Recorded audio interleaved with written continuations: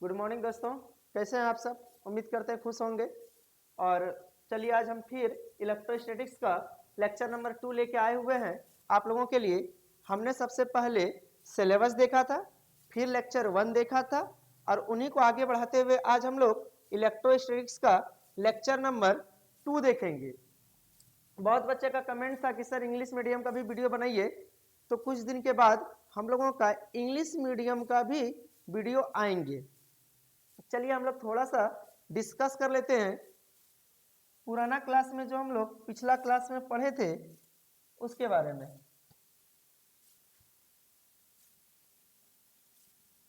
ध्यान से समझिएगा कि पिछला क्लास में हम लोग जो पढ़ रहे थे किसके बारे में पढ़ रहे थे, आवेश के बारे में।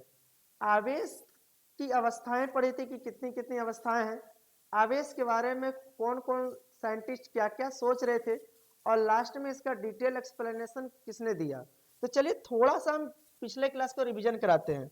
आप लोग को अगर याद होगा तो आवेश के बारे में थोड़ा सा अगर आप लोग को याद होगा तो याद होगा आवेश के बारे में सबसे पहला साइंटिस्ट जो था कौन बताया था, थेल्स। और इसका मानना था कि दुनिया में एक ही वस्तु है जिसका नाम है अंबर, और वही किसी दूसरे वस्तु को क्या कर सकती है, आकर्षित कर सकती है। लेकिन अंबर को वो अंबर ना बोल के इलेक्ट्रॉन बोलता था। आप लोग बताइएगा इलेक्ट्रॉन क्यों बोलता था, क्योंकि अंबर का ही नाम था इलेक्ट्रॉन। कहाँ पे, यूनान में।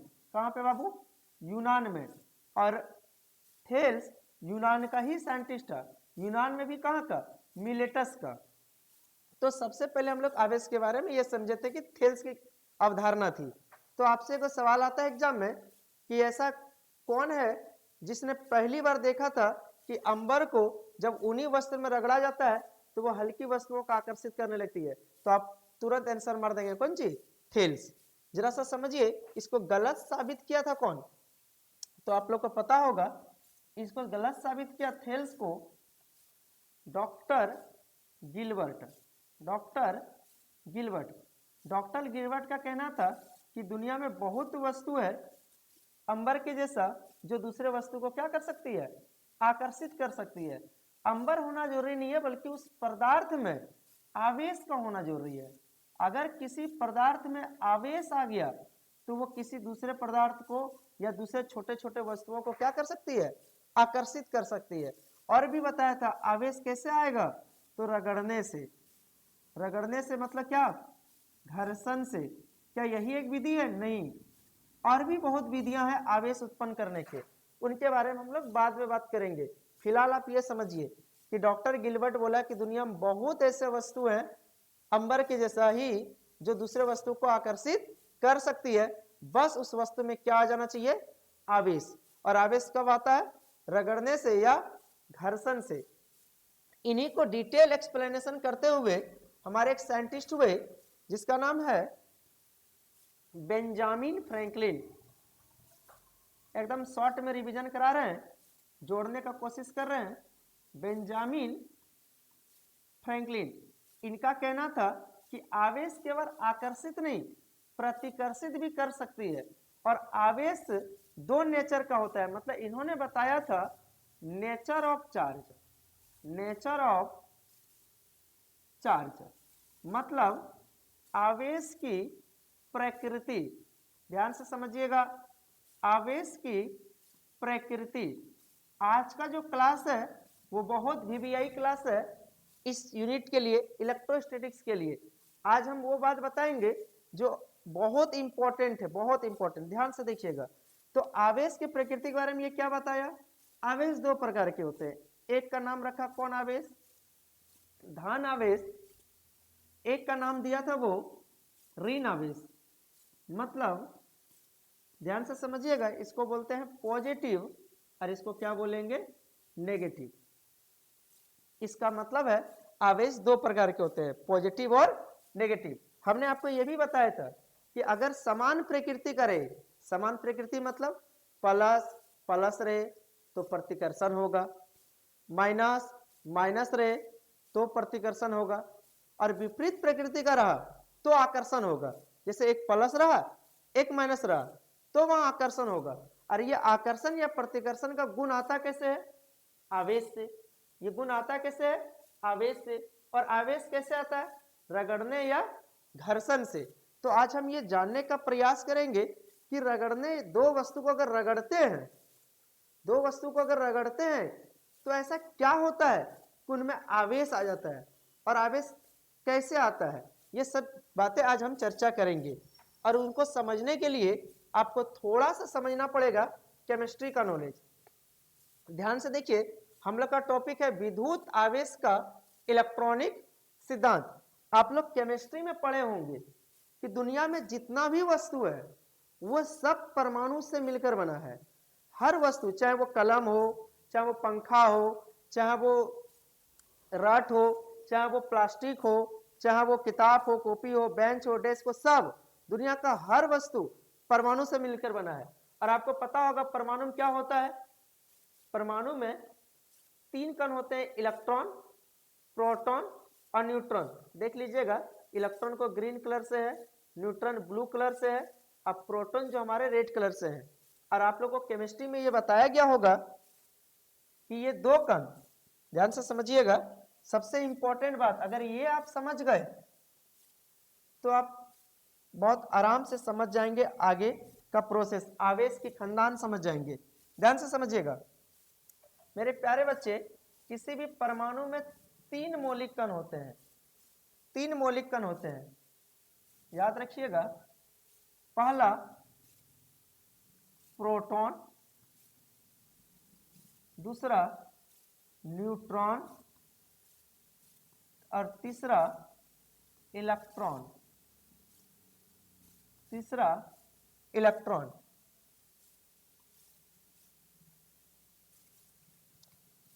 ध्यान से समझिएगा, ये जो दोनों प्रोटॉन और न्यूट्रॉन है ये परमाणु के कहां होते हैं? नाभिक में होते हैं। और ये जो इलेक्ट्रॉन है ये कहां लगाते हैं? बाहर में चक्कर लगाते हैं। नाभिक के बाहर क्या लगाते हैं? बाहर क्या लगाते हैं? चक्कर लगाते हैं। तो ध्यान से समझिएगा कि 2 कण प्रोटॉन और न्यूट्रॉन ये नाभिक के अंदर होते हैं। तो जो नाभिक के अंदर होते हैं, आप लोग क्लास 11th में हम पढ़ाए होंगे कि नाभिक में ये एक मजबूत बल से जुड़े होते हैं। इनके बीच एक मजबूत बल होता है जिसका नाम है नाभिकीय बल। और आप लोग को पता होगा तो प्रकृति का सबसे मजबूत बल नाभिकीय बल है। इस कारण से ये जो प्रोटॉन और न्यूट्रॉन है इसका लेन देन करना संभव नहीं है। तो केवल लेन देन किसका हो सकता है? इलेक्ट्रॉन का। मतलब इलेक्ट्रॉन को हम किसी परमाणु से निकाल भी सकते हैं और किसी परमाणु में डाल भी सकते हैं। केमिस्ट्री में आप लोग पढ़े होंगे रिएक्शन, तो वहां पर भी आप लोग जो पढ़ रहे होंगे तो इलेक्ट्रॉन का ही लेन देन करते होंगे। तो एक बात एकदम दिमाग में सेट कर लीजिए कि प्रोटॉन और न्यूट्रॉन का कभी लेन देन नहीं होगा। जब भी आवेश की बात होगी तो किससे हम लोग सीधा किसको समझेंगे? इलेक्ट्रॉन को। तो किसका लेन देन पॉसिबल है? इलेक्ट्रॉन का। किसका लेन देन पॉसिबल है? इलेक्ट्रॉन का। कोई पूछ दे प्रोटॉन या न्यूट्रॉन का लेन देन क्यों नहीं पॉसिबल है? क्यों? क्योंकि ये नाभिक में है, और नाभिक में कौन बल के कारण वो बंधा हुआ है? नाभिकीय बल। और इसी बल के कारण उसका लेन देन पॉसिबल नहीं है।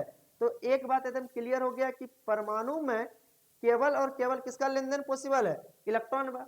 और परमाणु से ही मिलकर क्या बना है? कोई भी पदार्थ बना है।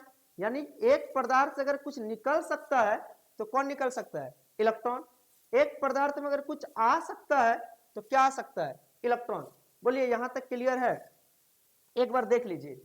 तो एक सिंपल बात बताइए केमिस्ट्री के हिसाब से कि एक पदार्थ से, पदार्थ किससे मिलकर बना है? परमाणु से।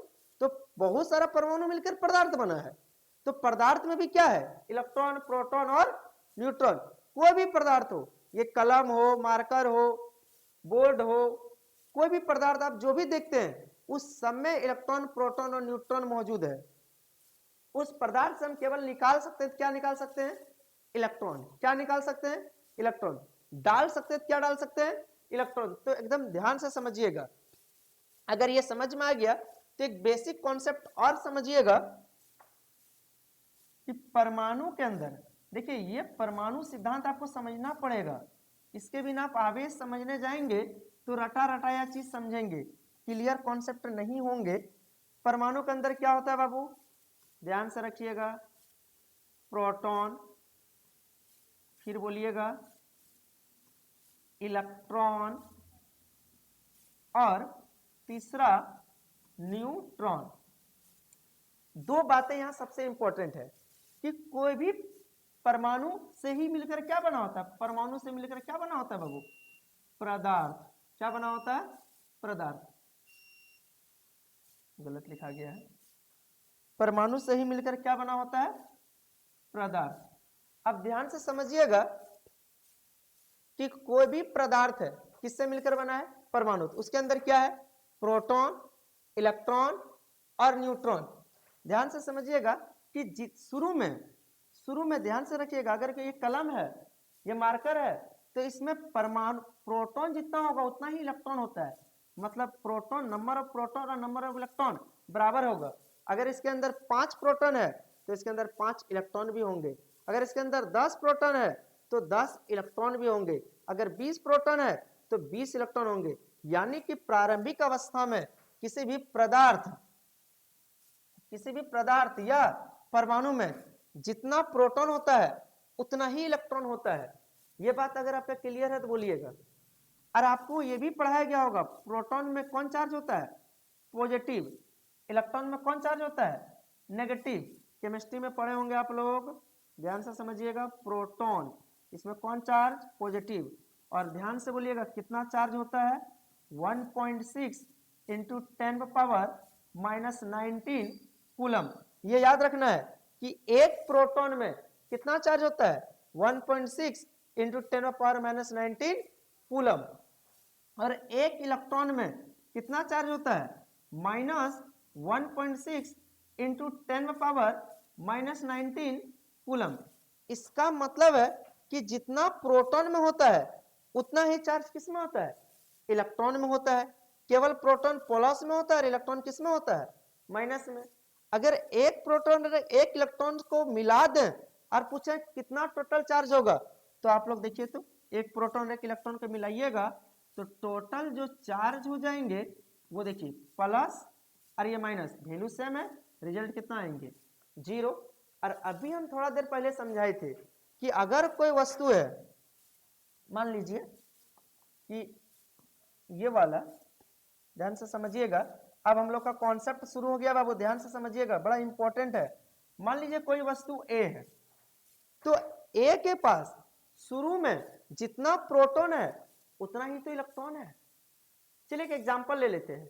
मानते हैं कि इसके पास 4 प्रोटॉन है, 1 प्रोटॉन, 2 प्रोटॉन, 3 प्रोटॉन, 4 प्रोटॉन। तो ईमानदारी से बताइए इसके पास इलेक्ट्रॉन कितना होगा। तो हमने बताया था शुरू में किसी भी पदार्थ में जितना प्रोटॉन होता है उतना ही इलेक्ट्रॉन होता है। तो 4 प्रोटॉन है तो जाहिर सी बात है 4 इलेक्ट्रॉन होंगे। बोले बाबू कोई दिक्कत नहीं हो रहे होंगे। देखिए एक प्रोटॉन और एक इलेक्ट्रॉन मिलकर कितना चार्ज बनाता है, आप लोग को पता होगा, 0।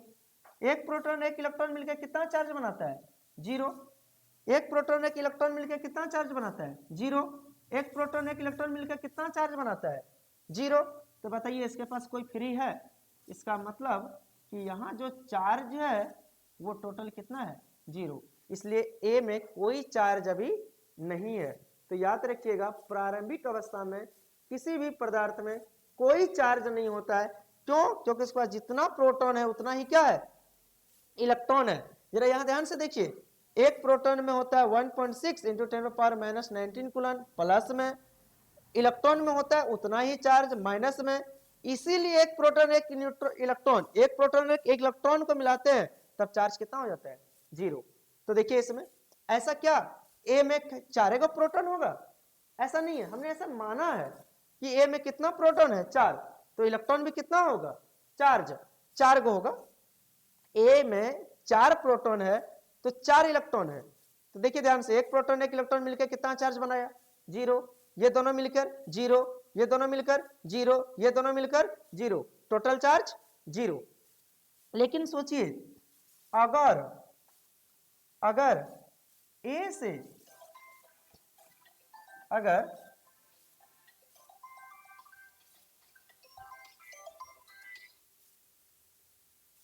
अगर अगर ए से एक इलेक्ट्रॉन निकल गया, एक इलेक्ट्रॉन निकल गया, तब देखिए अब ए के पास क्या होगा। अब ध्यान से देखिएगा, यही ए है,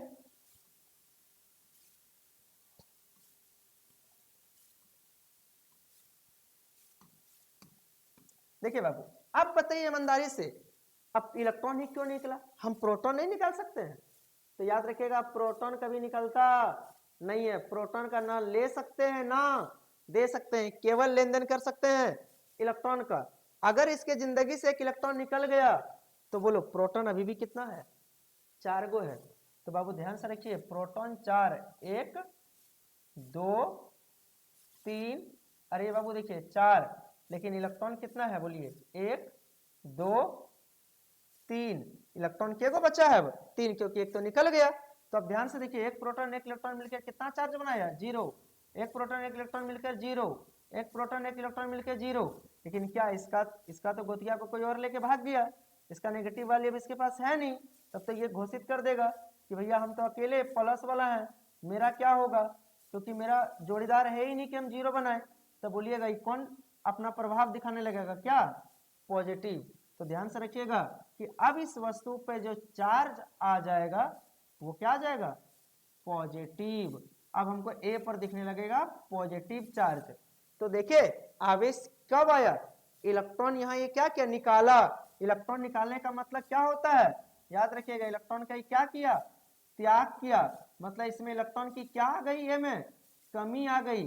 तो इलेक्ट्रॉन की कमी से या इलेक्ट्रॉन के त्यागने से आवेश आता है। कितना आवेश आया बोलिए, इलेक्ट्रॉन की त्यागने से या इलेक्ट्रॉन की कमी से कौन आवेश आया, प्लस। अब मान लीजिए ए से निकला था, और यही एक अदर एग्जांपल देखते हैं हम लोग, ध्यान से देखिएगा। मान लीजिए कि ये कोई दूसरा वस्तु है, ये दूसरा वस्तु है और इसके पास दूसरा वस्तु है बी, और मान लीजिए शुरू में इसके पास 5 प्रोटॉन था, तो ईमानदारी से बताइए इलेक्ट्रॉन कितना होगा, 5 ही होगा, जाहिर सी बात है। 5 प्रोटॉन, देखिए 1 proton, 2 proton, 3 proton, 4 proton, 5 proton, electron भी कितना होगा, 5 ही होगा। तो मेरे प्यारे बच्चे बोलिए, एक प्रोटॉन एक इलेक्ट्रॉन मिलकर कितना बनाता है, 0, एक प्रोटॉन एक इलेक्ट्रॉन मिलकर 0, एक प्रोटॉन एक इलेक्ट्रॉन मिलकर 0, एक प्रोटॉन एक इलेक्ट्रॉन मिलकर 0, एक प्रोटॉन एक इलेक्ट्रॉन मिलकर 0। तो ईमानदारी से बताइए अभी इसके पास चार्ज कितना है, तो बोलिएगा सर इसके पास कोई चार्ज नहीं है, कोई चार्ज नहीं है इसके पास। लेकिन देखिए थोड़ा सा ध्यान से,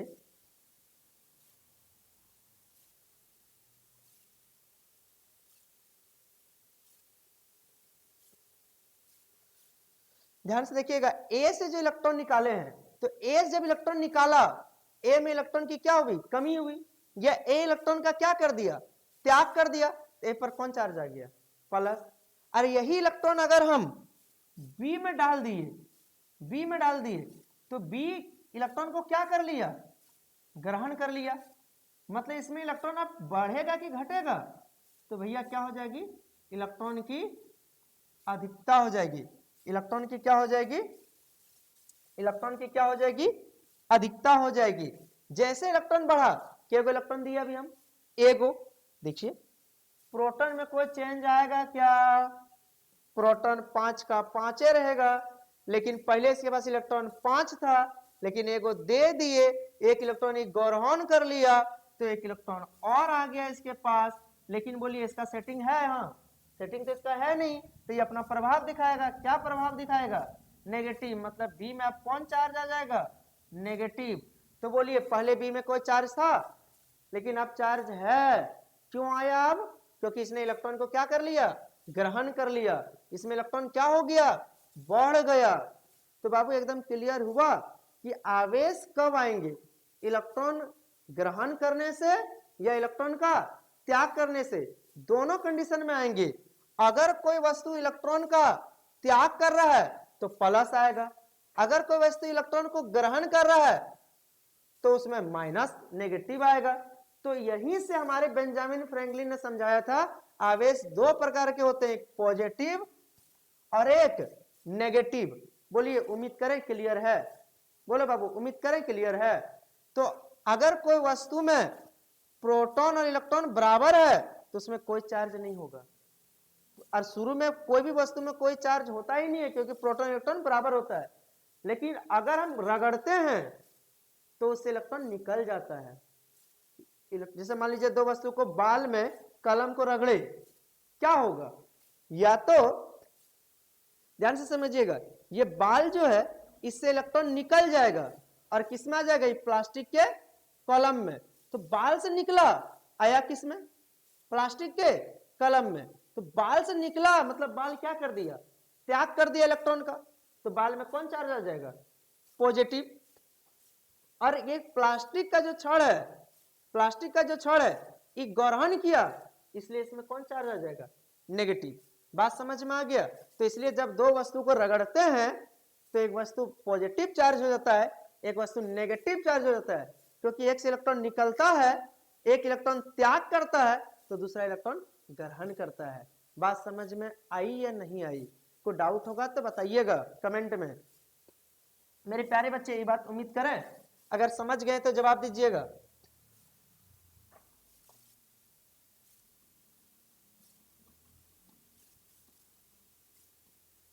ध्यान से देखिएगा, अगर ये ए वस्तु है, अगर इससे इलेक्ट्रॉन निकल गया, निकलने को हम लोग हिंदी में बोलेंगे क्या हो गया, इलेक्ट्रॉन के क्या कर दिया, त्याग कर दिया, या इलेक्ट्रॉन की इसमें क्या आ गई, कमी आ गई।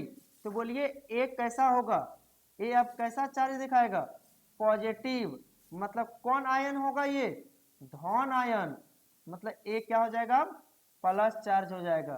तो प्लस चार्ज कब होगा, जब इलेक्ट्रॉन का त्याग करेगा।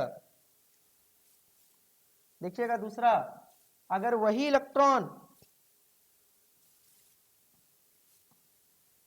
अगर ये बी है, अगर ये इलेक्ट्रॉन ग्रहण कर लिया, इलेक्ट्रॉन क्या कर लिया बाबू, इलेक्ट्रॉन ग्रहण कर लिया। इलेक्ट्रॉन ग्रहण करने का मतलब इलेक्ट्रॉन की क्या हो गई, इसमें अधिकता हो गई। तो बाबू मेरे प्यारे बच्चे इसमें चार्ज आ जाएगा नेगेटिव। ध्यान से सोचिए, अगर हम किसी को कर्ज दे रहे हैं मतलब हम देने वाले हैं तो हम पॉजिटिव हैं, और कोई लेने वाला है तो वो नेगेटिव है। तो ये देखिए इलेक्ट्रॉन दे रहा है इसलिए ये पॉजिटिव है, ये ले रहा है इसलिए ये नेगेटिव है। ध्यान से तो बोलिएगा बाबू, अगर कोई इलेक्ट्रॉन का ग्रहण कर रहा है या इलेक्ट्रॉन उसमें बढ़ रहा है तो वो कैसा चार्ज होगा, नेगेटिव। मतलब इसको हम क्या बोलेंगे, ऋण आयन। तो मेरे प्यारे बच्चे एक बात बता दीजिए, क्या यहां तक क्लियर हो गया आप लोग का, क्या समझ में आया आप लोग को, कि अगर कोई इलेक्ट्रॉन का त्याग करेगा, किसी पदार्थ में इलेक्ट्रॉन की कमी आया तो उस पदार्थ में कौन चार्ज आ जाएगा, पॉजिटिव। और कोई इलेक्ट्रॉन ग्रहण किया, इलेक्ट्रॉन की अधिकता हो गया तो कौन चार्ज आएगा, नेगेटिव। अब इलेक्ट्रॉन त्याग या ग्रहण कब करेगा, जब दोनों को क्या किया जाएगा, रगड़ा जाएगा। क्या किया कराया जाएगा, रगड़ा जाएगा। मतलब दोनों के बीच में क्या कराया जाएगा, घर्षण। तो जैसे घर्षण हुआ तो एक इलेक्ट्रॉन त्याग देगा और दूसरा इलेक्ट्रॉन ग्रहण कर लेगा। जो त्याग दिया वो पॉजिटिव हो जाएगा, जो छोड़ दिया वो पॉजिटिव होगा, जो ग्रहण कर लिया वो नेगेटिव होगा। क्या इस प्रकार आवेश कितने प्रकार के हो गए, दो प्रकार के, एक धन आयन और एक ऋण आयन। बोलिए यहां तक क्लियर है। आगे हम ये भी बताएंगे कि धन आयन में इलेक्ट्रॉन ज्यादा होगा कि प्रोटॉन ज्यादा होगा, इससे इसका द्रव्यमान बढ़ेगा कि घटेगा। ये सब हम आगे चर्चा करेंगे, धीरे धीरे टॉपिक को हम लोग आगे बढ़ाएंगे। अभी फिलहाल हम लोग बेसिक सीख रहे हैं, छोटी छोटी बातें सीख रहे हैं। क्या यहाँ तक में किसी को कोई समस्या है तो बता दीजिएगा। तो अगर आपसे अगर कोई पूछ दे, अगर आपसे पूछ दे कि दो वस्तु को रगड़ने से, अगर आपको कोई पूछ दे दो वस्तु को रगड़ने से, आपको ये क्वेश्चन छोड़े थे प्रीवियस क्लास में, पिछला क्लास में यही सवाल था, दो वस्तु को रगड़ने से क्या आता है, आवेश। क्या आता है, आवेश। और आवेश क्यों आया, तो आप आंसर बोलेंगे इलेक्ट्रॉन के स्थानांतरण के कारण। इलेक्ट्रॉन के स्थानांतरण के, इलेक्ट्रॉन के स्थानांतरण, इलेक्ट्रॉन के स्थानांतरण के कारण। मतलब एक इलेक्ट्रॉन त्याग कर देगा तो एक इलेक्ट्रॉन ग्रहण कर देगा। और इलेक्ट्रॉन का स्थानांतरण कैसे होगा, तो एक इलेक्ट्रॉन का त्याग करेगा और एक को क्या करेगा, ग्रहण करेगा। इलेक्ट्रॉन क्या करेगा, इलेक्ट्रॉन त्याग करेगा, दूसरा इलेक्ट्रॉन ग्रहण करेगा। जो इलेक्ट्रॉन त्याग करेगा वो पॉजिटिव होगा, जो ग्रहण करेगा वो कैसा आवेश दिखाएगा, नेगेटिव दिखाएगा। तो मेरे प्यारे बच्चे यही हम लोग का टॉपिक था। समझ में आया आप लोगों को कि अगर दो वस्तु को रगड़ा जाएगा तो उस वस्तु में क्या आएगा, आवेश। आवेश कब आएगा, जब इलेक्ट्रॉन का क्या किया जाएगा, आवेश क्यों आया, क्योंकि इलेक्ट्रॉन का क्या हो गया वहां, स्थानांतरण। एकदम ध्यान रखिएगा, ऑप्शन में प्रोटॉन भी रहेगा, प्रोटॉन देखते देखते काट देना है। जब भी आवेश आए आप क्या समझेंगे, इलेक्ट्रॉन। तो पूछेगा आवेश का मेन कारण क्या है, क्या बोलिएगा, इलेक्ट्रॉन का स्थानांतरण। तो आवेश कितने प्रकार के होते हैं, दो प्रकार के, एक धन आयन और एक ऋण आयन। धन कब होगा, जब वो इलेक्ट्रॉन का त्याग करेगा। ऋण कब होगा, जब इलेक्ट्रॉन को ग्रहण करेगा। क्या यहां तक अब बातें समझ में आई। तो आज हमने क्या सीखा कि कोई भी दो बॉडी को रगड़ने पर उस बॉडी में आवेश आता है और इसी आवेश के कारण वो किसी दूसरे वस्तु को क्या करने लगता है, आकर्षित करने लगता है। वो आकर्षित भी कर सकती है और प्रतिकर्षित भी कर सकती है। और रगड़ने से आवेश क्यों आया, क्योंकि वहां किसका स्थानांतरण होता है, इलेक्ट्रॉन का। दो बॉडी को रगड़े, एक से इलेक्ट्रॉन निकला, दूसरे में इलेक्ट्रॉन गया। जिससे निकला वो पॉजिटिव चार्ज, जिसमें गया वो नेगेटिव चार्ज। यहां तक अगर समझ में आ गया हो तो बता दीजिएगा। यही था हम लोगों का विद्युत आवेश का, यही था हम लोगों का आज का टॉपिक, विद्युत आवेश का इलेक्ट्रॉनिक सिद्धांत। बोलिए यहां तक क्लियर है सबका, उम्मीद करते हैं क्लियर होंगे। नोट्स आप लोगों को मिल जाएंगे। ध्यान से देखिए, अब हम लोगों का बेसिक कॉन्सेप्ट जो था वो कंप्लीट हो गया। आज से हम लोग चैप्टर सही तरीके से शुरू करेंगे। जैसे देखिए हम लोग का यूनिट 1 है इलेक्ट्रोस्टैटिक्स। इलेक्ट्रोस्टैटिक्स यूनिट 1 है, इसमें मार्क्स कितना है, 8 है। और आपको ये पूरा यूनिट पढ़ाने वाला कौन है, आशीष सर। हमेशा ध्यान से रखिएगा, इलेक्ट्रोस्टैटिक्स बहुत बड़ा चैप्टर है। इलेक्ट्रोस्टैटिक्स एक बहुत बड़ा यूनिट है। तो इसको हम लोग कुछ सेक्शन में बांट दिए हैं और टोटल 4 सेक्शन में बांटेंगे। सेक्शन ए का नाम क्या है, electric field and electric charge, विद्युत आवेश तथा विद्युत क्षेत्र। ध्यान से देखिएगा, अभी हम आवेश के बारे में बताएं तो पहला ही जो चैप्टर है हम लोग का क्लास 12 का वो है विद्युत आवेश। और विद्युत आवेश के कारण क्या उत्पन्न होता है, विद्युत क्षेत्र। तो इसलिए विद्युत आवेश तथा विद्युत क्षेत्र ये हमारा पहला सेक्शन होगा। सेक्शन बी का नाम होगा Gauss law and its application. Section C का नाम होगा इलेक्ट्रिक पोटेंशियल मतलब विद्युत विभव। सेक्शन डी का नाम होगा इलेक्ट्रिक कैपेसिटर, विद्युत धारिता है, गलत टाइपिंग हो गया है, विद्युत धारिता। तो मेरे प्यारे बच्चे इस तरह हम लोग सारे सेक्शन को देखेंगे। इस सेक्शन के बारे में भी हम लोग स्पेशल चर्चा करेंगे। जब सेक्शन ए स्टार्ट करेंगे तब इनके बारे में चर्चा करेंगे, बी करेंगे तो इनके बारे में करेंगे, सी करेंगे तो इनके बारे में, डी करेंगे तो इनके बारे में। आगे देखिएगा, हम लोग जो चैप्टर स्टार्ट किए उसका नाम क्या है, इलेक्ट्रोस्टैटिक्स। देखिए अगर आप बेसिक बढ़िया से पढ़ लिए और जो बच्चे बेसिक नहीं पढ़े हैं कृपया उनसे रिक्वेस्ट है कि बेसिक जो 2 वीडियो अपलोड किया गया है, एक सिलेबस डिस्कशन वाला और एक लेक्चर 1, वो देख लीजिए, तब जाके आप इलेक्ट्रोस्टैटिक्स स्टार्ट कीजिएगा। अब जो हम इलेक्ट्रोस्टैटिक्स शुरू कर रहे हैं, अब हर गधे को समझ में आएगा, हर एक इंसान को समझ में आएगा। बच्चा कमजोर और तेज नहीं होता है, बस बेस्ट कॉन्सेप्ट मिलना चाहिए। अगर आपको चीजें समझ में आने लगी, बेस्ट कॉन्सेप्ट मिल गया तो आप हर चीजें आसान लगेगी, नहीं तो हर चीजें जटिल लगेगी। किताबी भाषा में नहीं पढ़ाते हैं बाबू, हमेशा अपना देहाती लैंग्वेज में पढ़ाते हैं और वो चीज बताते हैं जो आपको एकदम एकदम समझ में आ जाए। हम जो 2 क्लास 3 क्लास बर्बाद किए, डायरेक्ट हम इलेक्ट्रोस्टैटिक्स स्टार्ट कर सकते थे सिलेबस समझा के, लेकिन ऐसा नहीं करते हैं क्योंकि जो हम बेस बताएं आपको वही तो है, यही तो है जो आपको इस चैप्टर को समझने में मजा आएगा, इंटरेस्ट डेवलप करेगा। आइए समझते हैं कौन चैप्टर है बाबू, इलेक्ट्रोस्टैटिक्स। देखिए 2 वर्ड से मिलकर बना है, एक इलेक्ट्रो और एक स्टैटिक्स। आपको पता होगा इलेक्ट्रो मतलब कौन सी, इलेक्ट्रिसिटी, और इलेक्ट्रिसिटी को हम लोग क्या कहते हैं, चार्ज। आपको एक चीज हम बताए होंगे कि जो थेल्स था वो क्या बोलता था, इलेक्ट्रॉन। थेल्स जो था वो अंबर जो आकर्षित कर रहा था उसका रीजन बताया था इलेक्ट्रॉन, जबकि गिलबर्ट जो रीजन बताया था वो बताया था चार्ज को। यानी कि जहां भी हमको बोलेगा कोई भी चीज कि इलेक्ट्रॉन, हम इलेक्ट्रॉन को चार्ज बोल सकते हैं चार्ज को इलेक्ट्रॉन बोल सकते हैं। अरे जब भी दोनों की बात होगी तो हम सीधा बोल सकते हैं इलेक्ट्रिसिटी। इलेक्ट्रिसिटी मतलब जहां भी वर्ड आ जाएगा इलेक्ट्रिसिटी तो आप तुरंत समझ जाएंगे बात हो रहा है इलेक्ट्रॉन का या चार्ज का। मान लीजिए कि इस वायर में, आप जानते हैं वायर में इलेक्ट्रिसिटी है, अब कोई बोल दिया सर इस वायर में चल रहा है इलेक्ट्रॉन, सही बोला। कोई बोल दिया चार्ज, सही बोला। इसका मतलब आप इलेक्ट्रॉन बोल सकते हैं, चार्ज बोल सकते हैं, मतलब electricity, electricity related two electron. और इलेक्ट्रॉन को आप चार्ज भी बोल सकते हैं। तो देखिए इलेक्ट्रोस्टैटिक्स दो वर्ड से मिलकर बना है, एक इलेक्ट्रो और एक स्टैटिक्स। इलेक्ट्रो मतलब इलेक्ट्रिसिटी से आया है और इलेक्ट्रिसिटी मतलब क्या, आप इलेक्ट्रॉन भी बोल सकते थे और चार्ज भी बोल सकते थे, हम लोग चार्ज बोलेंगे। तो इलेक्ट्रो किससे निकला, इलेक्ट्रिसिटी, और इलेक्ट्रिसिटी हम क्या बोले, चार्ज। और स्टैटिक्स का मतलब होता है रेस्ट, इसका मतलब क्या हो गया, चार्ज एट रेस्ट। तो ध्यान से समझिएगा कि हमको इलेक्ट्रोस्टैटिक्स में किसके बारे में पढ़ना है, इलेक्ट्रोस्टैटिक्स में पढ़ना है चार्ज के बारे में। वो भी चार्ज के बारे में कौन अवस्था में, रेस्ट में। हमने समझाया था कि चार्ज तीन अवस्था मिलता है, रेस्ट में मतलब कि विराम में, गति में, त्वरित में। तो हमको पूरा इलेक्ट्रोस्टैटिक्स में केवल पढ़ना है आवेश का एक ही अवस्था जिसे कहते हैं विराम अवस्था या स्थिर अवस्था। इसलिए देखिए इसको तोड़िएगा तो वही रिजल्ट आता है, चार्ज एट रेस्ट। देखिए हम इसका डेफिनेशन ऐसे बना सकते हैं कि भौतिक की वह शाखा जिसमें हम आवेश का अध्ययन करेंगे, और वो भी कौन आवेश, विराम अवस्था में।